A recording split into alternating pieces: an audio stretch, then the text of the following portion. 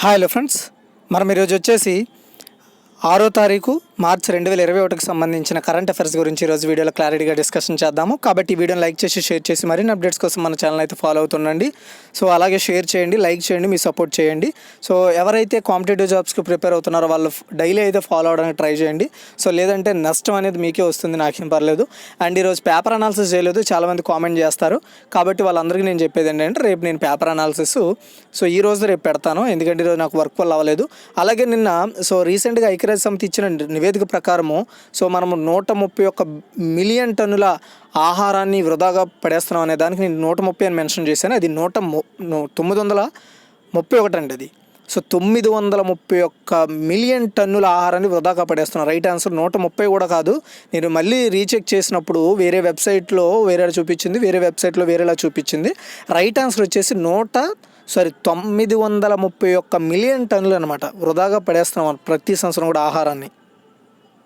చూడండి, ఎవరికైతే 2021కి సంబంధించిన జనవరి అలాగే ఫిబ్రవరి ఈ 2 మంత్స్కి సంబంధించిన current affairs PDF with paper analysis పీడిఎఫ్లు ఎవరికైతే కావాలనుకుంటారో వాళ్ళు పైన కనబడుతున్న ఫోన్పే నెంబర్కి, ఆ నెంబర్కి చాలామంది వాట్సాప్ చేస్తున్నారంటే ఆ నెంబర్కి వాట్సాప్ చేయడం వల్ల మీకు ఎలాంటి యూజ్ ఉండదు.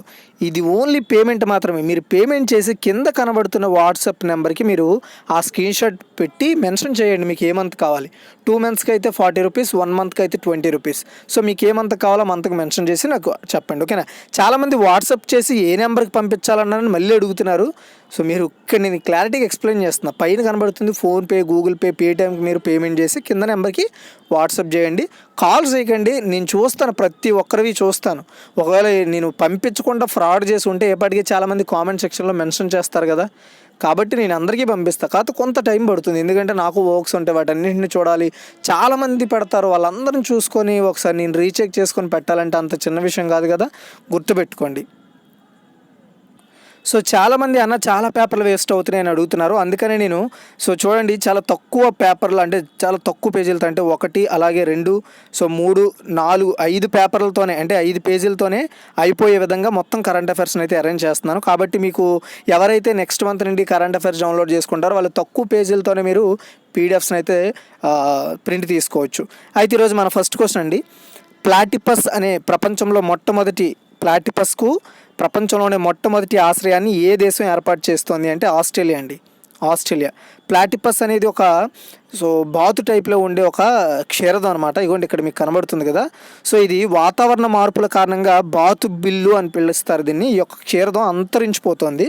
అయితే దీన్ని డెవలప్ చేయడానికి, దీని యొక్క సంతానోత్పత్తిని పెంచడానికి, దీన్ని సేఫ్గా దాయడం కోసం ప్లాటిపస్కు ప్రపంచంలో మొట్టమొదటి ఆశ్రయాన్ని నిర్మించే ప్రణాళికను ఆస్ట్రేలియా పరిరక్షణ అధికారులు ఆవిష్కరించడం జరిగింది. అయితే 2022 నాటికి సిడ్నీ నుండి 931 కిలోమీటర్ల దూరంలో ఉన్న జూలో 65 ప్లాటిపస్ల వరకు ఉండే స్పెషాలిటీ సదుపాయాన్ని సెమీ ఆక్వాటిక్ జీవుల కోసం చెరువులు మరియు బొరియలను నిర్మిస్తామని టారంగో కన్జర్వేషన్ సొసైటీ ఆస్ట్రేలియా మరియు న్యూ సౌత్ వేల్స్ రాష్ట్ర ప్రభుత్వం తెలపడం జరిగింది. ఓకే, ఇది మీరు గుర్తుపెట్టుకోవాలి. అలాగే సెకండ్ వన్ అండి, ఏ సంస్థ క్యాంపస్లో డ్రోన్ రీసెర్చ్ కోసం అత్యాధునిక కేంద్రాన్ని ప్రారంభించింది? డ్రోన్స్ కోసం, అంటే డ్రోన్స్ పరిశోధన కావచ్చు, డ్రోన్స్ డెవలప్మెంట్స్ కోసం కావచ్చు, డ్రోన్స్కి సంబంధించిన అన్ని విషయాలపై మాట్లాడడం కోసం కావచ్చు, ఒక క్యాంపస్ని ఏర్పాటు చేసింది అనమాట. ఐఐటి రూర్కీ. ఏంటండి అది? ఐఐటి రూర్కీ. ఇదిగోండి ఐఐటి రూర్కీ ఇలా ఉంటుంది. అయితే Indian Institute of Technology, IIT అంటే Indian Institute of Technology, Roorkee క్యాంపస్లో డ్రోన్ రీసెర్చ్ కోసం అత్యాధునిక, అంటే లేటెస్ట్ టెక్నాలజీ సెంటర్ని ప్రారంభించింది. 1994 బ్యాచ్ యొక్క, అంటే ఐఐటి రూర్కీలో చదువుకున్న 1994 బ్యాచ్కి చెందిన ఓల్డ్ స్టూడెంట్స్ ఎవరైతే ఉంటారో వాళ్ళ నుండి 1000.38 లక్షల రూపాయలు విత్తన నిధులను పొందడం జరిగింది. అయితే డ్రోన్ అభివృద్ధి, డ్రోన్ అనువర్తనాలు మరియు యాంటీ డ్రోన్ టెక్నాలజీతో సహా డ్రోన్ టెక్నాలజీకి సంబంధించిన నాలెడ్జ్ యొక్క అనేక అంశాలపై అత్యాధునిక మరియు సరిహద్దు పరిశోధనలు నిర్వహించబడే జాతీయ స్థాయిలో ఒక ప్రత్యేకమైన సదుపాయంగా ఈ యొక్క సెంటర్ అయితే పనిచేయడం జరుగుతుంది. అది మీరు గుర్తుపెట్టుకోవాల్సిన విషయం. నెక్స్ట్ థర్డ్ వన్ అండి, టెక్ భారత్ 2021ను ఎవరు ప్రారంభించారు? ఆన్సర్ వచ్చేసి శ్రీ డాక్టర్ హర్షవర్ధన్. హర్షవర్ధన్ ఎవరండి? మన దేశానికి కేంద్ర ఆరోగ్య శాఖ మంత్రి. ఓకే, చూడండి, టెక్ భారత్ 2021 ప్రారంభ సమావేశంలో కేంద్ర ఆరోగ్య కుటుంబ సంక్షేమ శాఖ మంత్రి డాక్టర్ హర్షవర్ధన్ గారు ఈరోజు మాట్లాడడం జరిగింది. అయితే ఈ యొక్క సమావేశాన్ని టెక్ భారత్ 2021 ఒక సమావేశాన్ని కూడా ఈయనే ప్రారంభించారు. హెల్త్ టెక్ అండ్ ఎడ్యుటెక్ రంగానికి చెందిన వాటాదారులకు వర్చువల్ ప్లాట్ఫామ్ పైకి తీసుకువచ్చే లాగ్ ఉద్యోగ్ భారత్ మరియు IMF ఫౌండేషన్ కాన్క్లేవ్ యొక్క 2వ ఎడిషన్ని దీన్ని నిర్వహిస్తున్నారు. వనరుల భాగస్వామ్యాన్ని పెంచడము, అలాగే రంగాల్లో వృద్ధిని పెంచడానికి రూపకర్తలను, ప్రభుత్వ ప్రతినిధులు, పరిశ్రమ సభ్యులు, పెట్టుబడిదారులు, అలాగే స్టార్టప్తో సహా వేలాది మంది దేశీయ మరియు ప్రపంచంలో పాల్గొనే వారి మధ్య తరపున చర్చలకు ఇది పనికొస్తుందన్నమాట టెక్ భారత్ అనేది. ఓకేనా? సో అంటే అందరినీ ఒక గూటికి తెచ్చి, సో లేటెస్ట్గా మనం ఏమేం చేయొచ్చు, హెల్త్ టెక్లో కావచ్చు, ఎడ్యుటెక్ రంగాల్లో ఏమేం చేయొచ్చు, ఎలాంటి అవకాశాలు ఉన్నాయి, సో మనం ఎలాంటి అవకాశాలు కల్పించాలనే వాటి మీద మీటింగ్లు ఏర్పాటు చేసుకొని వాటి యొక్క పురోగతి తోడ్పడతారనమాట. ఓకే. అండ్ 4th వన్ అండి. సో ఒడిశా ముఖ్యమంత్రి ఏ నగరంలో premier advance skill training institute world skill సెంటర్ను ప్రారంభించారు? ఆన్సర్ వచ్చేసి భువనేశ్వర్ అండి. ఒడిశా రాజధాని భువనేశ్వర్లో. సో ఇగోండి, ఇక్కడ మీకు ఫోటో కూడా కనబడుతుంది. నవీన్ పట్నాయక్ గారు ఉన్నారు పక్కన. సో ప్రారంభించకి సంబంధించిన ఒక పట్టిక అది. ఓకే. అయితే శ్రీ నవీన్ పట్నాయక్ గారు భువనేశ్వర్లో premier advanced skill training institute world skill centre, దీన్ని WASC అంటారు, దీన్ని ప్రారంభించారు. వరల్డ్ స్కిల్ సెంటర్ ప్రముఖ TVET ఇన్స్టిట్యూట్ అండ్ ITE అంటే institute of technical education Singapore దీన్ని రూపొందించింది. మరియు వరల్డ్ స్కిల్స్ రష్యా మరియు దక్షిణ కొరియాలోని గిఫ్ట్స్ అంటే global institute for transform skills నుండి ప్రేరణ పొందిందనమాట. వీటి యొక్క సహాయంతో, దీని యొక్క ప్రేరణ సహాయంతో సో ఈ యొక్క స్కిల్ సెంటర్ని భువనేశ్వర్లో ప్రారంభించారు. సింగపూర్లోని ITE ఎడ్యుకేషన్ సర్వీసెస్తో ఆసియా డెవలప్మెంట్ బ్యాంక్ సహకారంతో ఒడిశా ఈ యొక్క స్కిల్ డెవలప్మెంట్ ప్రాజెక్ట్ను ఏర్పాటు చేయడం జరిగింది, అలాగే ఏర్పాటు చేస్తారు. నెక్స్ట్ వచ్చేసి 5th వన్ అండి. అంతర్జాతీయ మహిళా దినోత్సవం సందర్భంగా చాలా ఇంపార్టెంట్ క్వశ్చన్ ఇది. Women of honour destination army అనే ఒక ప్రత్యేక చిత్రాన్ని ప్రదర్శనకు నేషనల్ జియోగ్రాఫిక్ ఇండియాకు ఏ దేశ ఆర్మీ సహాయం అందించింది? ఆన్సర్ వచ్చేసి భారతదేశం అండి. ఇక్కడ కనబడుతుంది కదా, ఉమెన్ హానర్. సో మహిళల భారత సాయుధ దళాలతో సహా వివిధ రంగాల్లో పనిచేసి ఎలా రాణిస్తున్నారు అనే దానిపై వాళ్ళ యొక్క కష్టాలు, బాధలను తెలియజేస్తూ మహిళల యొక్క బలము, వారి యొక్క శక్తిని గుర్తు చేసుకునేలాగా నేషనల్ జియోగ్రఫీ ఛానల్ అందరికీ ఐడియా ఉంటుంది కదా. సో ఇండియాకి చెందిన బ్రాంచు కలిసి అంతర్జాతీయ మహిళా దినోత్సవం సందర్భంగా విమెన్ ఆఫ్ హానర్ సిరీస్లో భాగంగా women of honour destination army అనే ఒక ప్రత్యేక చిత్రాన్ని ప్రదర్శించబోతోంది. దీనికి చెన్నైలోని గౌరవమైన ఇన్స్టిట్యూట్ ఆఫ్ ఆఫీసర్స్ ట్రైనింగ్ అకాడమీలో 2 లేడీ క్యాడెట్ల యొక్క 44 నిమిషాల ప్రత్యేక కథనంగా దీన్ని చిత్రించారు. అండ్ సహజ పద్ధతులను విచ్ఛిన్నం చేయాలనే లక్ష్యంతో మానసిక, శారీరక మరియు ఆయుధ శిక్షణ, కసరత్తులు, వ్యూహాలు, మేధో వికాసం వంటి వాటిపై వీళ్ళ యొక్క ప్రభావం ఎలా ఉంటుందనే దాని మీద స్త్రీలకు సంబంధించిన విషయాల మీద ఈ చిత్రాన్ని అయితే చూపించడం జరుగుతుంది. నెక్స్ట్ 6th వన్ అండి. రేడియో చీనార్ 19.4 హర్ దిల్ కి ధడ్కన్ పేరుతో ఇటీవల ప్రారంభించిన రేడియో స్టేషన్ ఎక్కడుంది? చాలా ఇంపార్టెంట్ క్వశ్చన్ ఇది. ఆన్సర్ వచ్చేసి జమ్మూ కాశ్మీర్లో. ఓకే, చూడండి. సో భారత సైన్యం శనివారం అంటే ఈరోజు మొదటి కమ్యూనిటీ రేడియో స్టేషన్ను ఉత్తర కాశ్మీర్ మీన్స్ కాశ్మీర్లో, ఉత్తర కాశ్మీర్ ఏంటి, దక్షిణ కాశ్మీర్ ఏంటి, కాశ్మీరే కాబట్టి కాశ్మీర్లో ప్రారంభించింది. రేడియో చీనార్ అని సముచితంగా పేరు పెట్టారు. ఇది జవాన్ మరియు అవాం మధ్య అంతరాన్ని తగ్గించడానికి, జవాన్లు మరియు మనుషులు మరియు సైనికుల మధ్య అంతరాన్ని తగ్గించడానికి బారాముల్లా జిల్లాలోని సోపోహోర్లో దీన్ని ప్రారంభించడం జరిగింది. దీనిని general officer commanding GOC Chinar corps lieutenant general అయిన BS రాజు, ఇగోండి ఇక్కడ మీకు కనబడుతున్నారు కదా, ఇతనే BS రాజు, ఇతను దీన్ని ప్రారంభించారనమాట. రేడియో చీనార్ 19.4 హర్ దిల్ కి ధడ్కన్ అనే ఒక ట్యాగ్తో దీన్ని ప్రారంభించడం జరిగింది. సో ఇది మొత్తము సోపార్, బండీపోరా మరియు బారాముల్లా అనే 3 జిల్లాల్లో దీని యొక్క ప్రసారం అవుతాయి. ఇది కమ్యూనిటీ సంభాషణ, సమాచారం, కళ, సంస్కృతి యొక్క విషయాలపై చర్చిస్తుందన్నమాట. ఓకే. అండ్ నెక్స్ట్ వచ్చేసి భారతదేశ మొదటి ఎర్ర బియ్యం సరుకుని ఏ దేశానికి రవాణా చేసింది? మొదటిసారి ఆ దేశానికి రవాణా చేసిందనమాట. ఏ దేశానికి? ఆన్సర్ వచ్చేసి అమెరికా అండి. ఇవ్వండి ఆ ట్రక్ రెడ్ రైస్. భారతదేశం బియ్యం ఎగుమతి సామర్థ్యాన్ని పెద్ద ప్రోత్సాహంతో రెడ్ రైస్ యొక్క మొదటి సరుకును యునైటెడ్ స్టేట్స్ ఆఫ్ అమెరికాకు పంపించింది.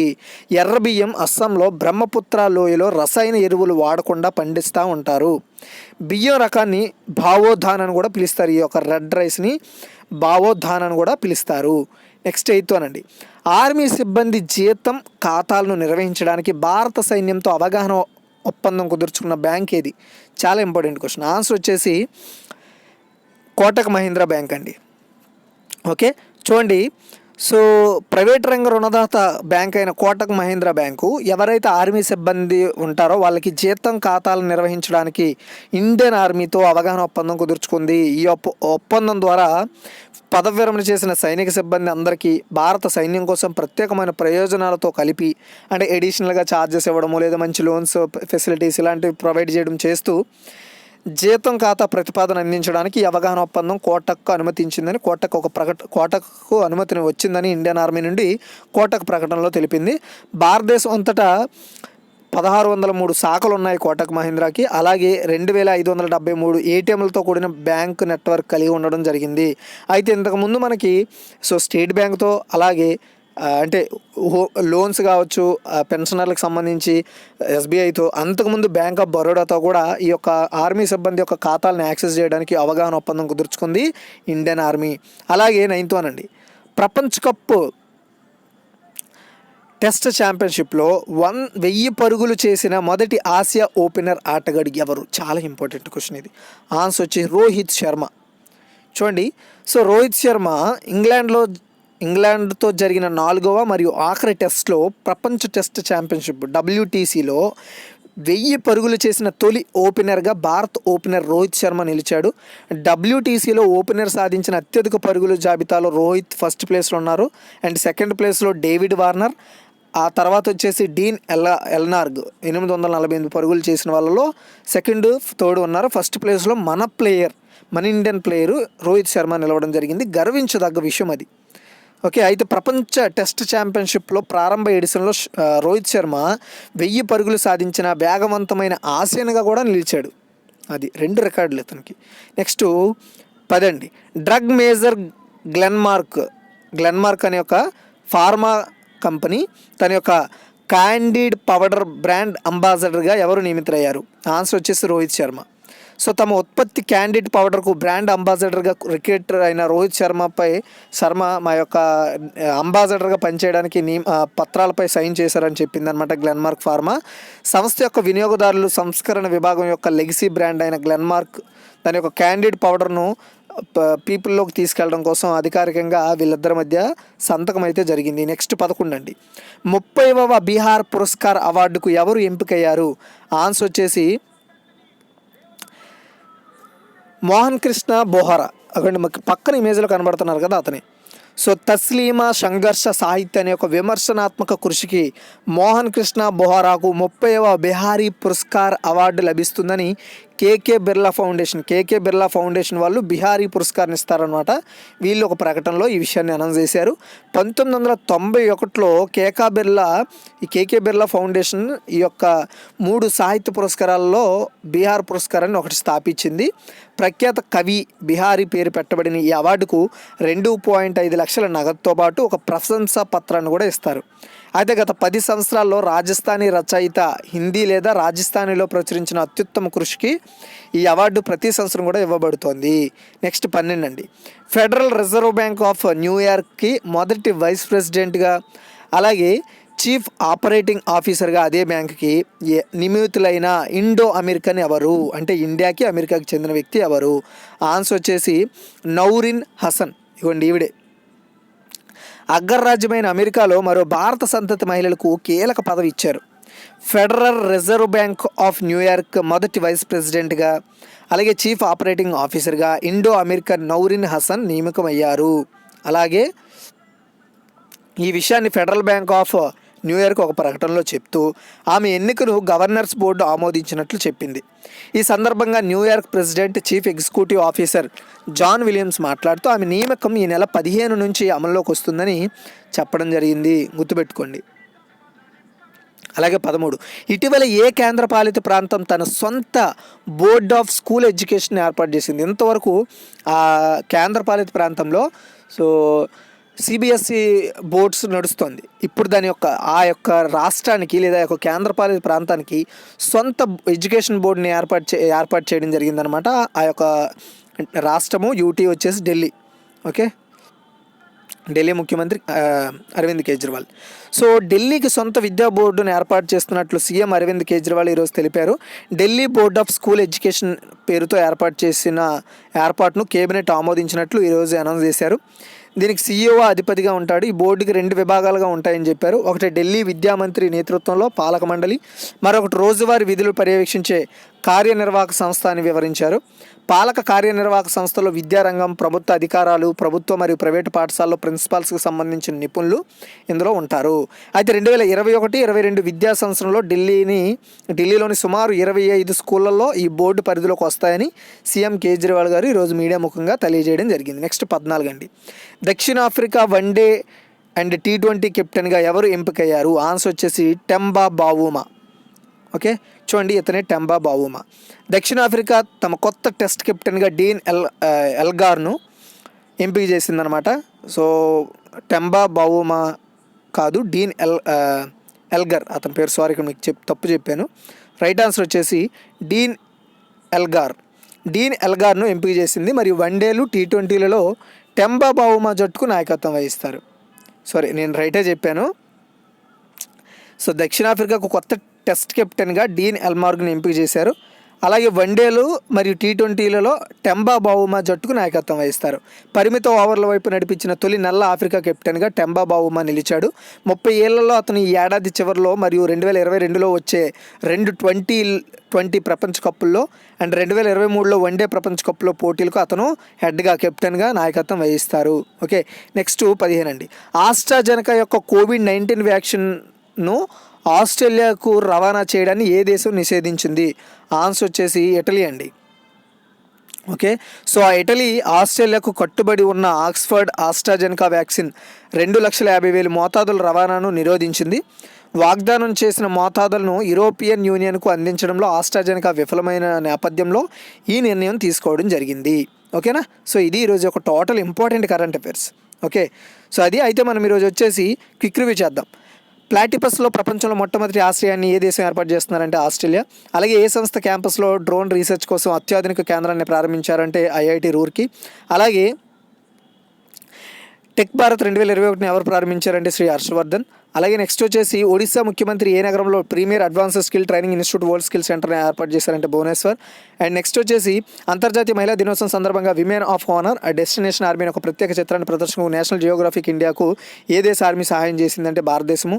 అలాగే రేడియో చీనార్ 19.4 హర్ దిల్ కి ధడ్కన్ పేరుతో ఇటీవల ప్రారంభించిన రేడియో స్టేషన్ ఎక్కడ ఉంది అంటే జమ్మూ కాశ్మీర్. అలాగే భారతదేశం మొదటి ఎర్ర బియ్యం సరుకు ఏ దేశానికి రవాణా చేశారంటే అమెరికాకి. అలాగే ఆర్మీ సిబ్బంది చేత ఖాతాలు నిర్వహించడానికి భారత సైన్యంతో అవగాహన ఒప్పందం కుదుర్చుకున్న బ్యాంక్ ఏది అంటే కోటక్ మహీంద్రా బ్యాంక్. నెక్స్ట్ వచ్చేసి ప్రపంచ టెస్ట్ ఛాంపియన్షిప్లో 1000 పరుగులు చేసిన మొదటి ఆసియా ఓపెనర్ ఆటగాడు ఎవరు అంటే రోహిత్ శర్మ. అలాగే డ్రగ్స్ మేజర్ అయిన గ్లెన్మార్క్ ఫార్మా క్యాండిడ్ పౌడర్కు బ్రాండ్ అంబాసిడర్గా ఎవరు నియమితులయ్యారంటే రోహిత్ శర్మ. అలాగే 30వ బిహారీ పురస్కార్ అవార్డుకి ఎవరు ఎంపికయ్యారంటే ఆన్సర్ వచ్చేసి మోహన్ కృష్ణ బోహరా. అలాగే federal reserve bank of New York మొదటి vice president and chief operating ఆఫీసర్గా నియమితులైన ఇండో అమెరికన్ ఎవరు అంటే నౌరిన్ హసన్. అండ్ నెక్స్ట్ వచ్చేసి ఇటీవల ఏ కేంద్రపాలిత ప్రాంతం తన సొంత బోర్డ్ ఆఫ్ స్కూల్ ఎడ్యుకేషన్ ఏర్పాటు చేయనుంది అంటే ఢిల్లీ. నెక్స్ట్ వచ్చేసి దక్షిణాఫ్రికా వన్డే T20 కెప్టెన్గా ఎవరు నియమితులయ్యారంటే టెంబా బావుమా. అండ్ ఆస్ట్రాజెనకా యొక్క COVID-19 వ్యాక్సిన్ ఆస్ట్రేలియాకు రవాణా చేయడాన్ని ఏ దేశం నిరోధించింది అంటే ఆన్సర్ వచ్చేసి ఇటలీ. ఓకేనా, ఇది గైస్. అండ్ లైక్ చేయండి, షేర్ చేయండి. Thanks for watching.